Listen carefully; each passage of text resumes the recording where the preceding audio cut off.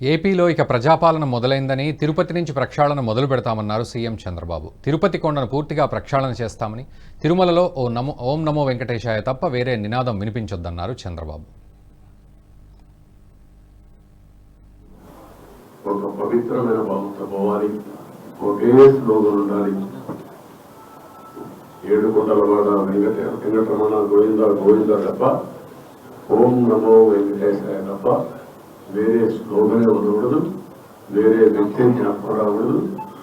ఆ ధ్యేయంతోనే మొత్తం ప్రక్షాళన, చాలా ప్రక్షాళన చేయాలి. ఇంకా వీళ్ళ డబ్బులు రౌడీజం దీంతోనే రాజకీయం చేయాలనుకుంటే ఏమీ జరగదు. నేను ఒకటే చెప్తున్నా, దృఢ సంకల్పంతో వెంకటేశ్వర స్వామి సాక్షిగా చెప్తున్నా, మంచిని ప్రోత్సహిస్తా, చెడును మాత్రం గట్టిగా తొలగరు. రాష్ట్రంలో ఆర్థిక అసమానతలు తొలగించడమే తమ ధ్యేయమన్నారు చంద్రబాబు నాయుడు. ఆంధ్రప్రదేశ్ను పేదరికం లేని రాష్ట్రంగా మార్చాలన్నారు. ఉదయం నిద్రలేస్తూనే నిండు మనస్సుతో ఒక్క నిమిషం శ్రీ వెంకటేశ్వర స్వామిని ప్రార్థిస్తానని, రాష్ట్రం సుభిక్షంగా ఉండాలని కోరుకుంటానని చెప్పారు.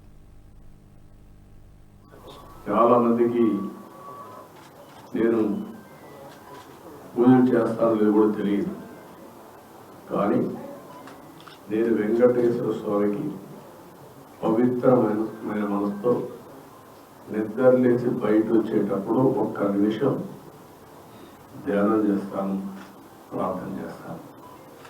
ఆ ప్రార్థనలో ఒకే విషయం కోరుకుంటాను, రాష్ట్రం సుభిక్షంగా, ప్రపంచంలోని భారతదేశం అగ్రస్థానంలో ఉండాలి. భారతీయుల్లో తెలుగు జాతి అత్యున్నతమైన స్థానంలో ఉండాలి. భారతీయులు ప్రపంచం మొత్తం నెంబర్ 1గా ఉంటే అందులో 30% తెలుగు వాళ్ళు ఉండాలి.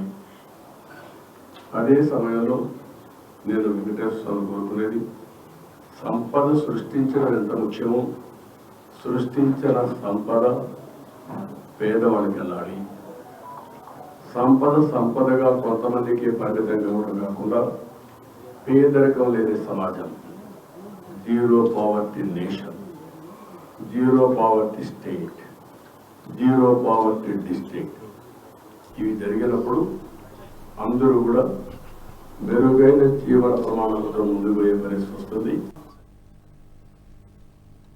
అలిపిరి వద్ద క్లైమోర్ మైన్స్ దాడి జరిగినప్పుడు ప్రాణాలతో బయటపడ్డానని, అప్పుడు తనని శ్రీ వెంకటేశ్వర స్వామి కాపాడారన్నారు.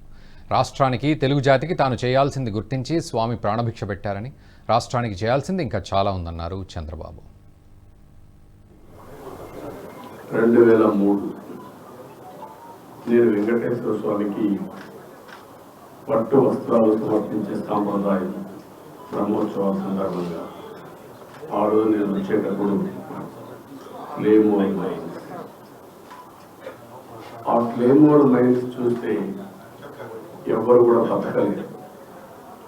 అలాంటిది సాక్షాత్తు వెంకటేశ్వర స్వామి నన్ను బతికించాడు.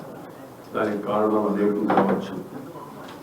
ఆయన సేవకు నేను వచ్చేటప్పుడు నేను చనిపోతే ఆయన కూడా అపవాదు కావచ్చు, లేకపోతే నా వల్ల ఇంకా ఈ రాష్ట్రానికి ఏదో చేయాల్సిన అవసరం ఉంది, ఈ జాతికి ఏదో సేవ చేయాల్సిన అవసరం ఉందని ఆయన గుర్తించి నాకు ప్రాణభిక్ష పెట్టుండొచ్చు.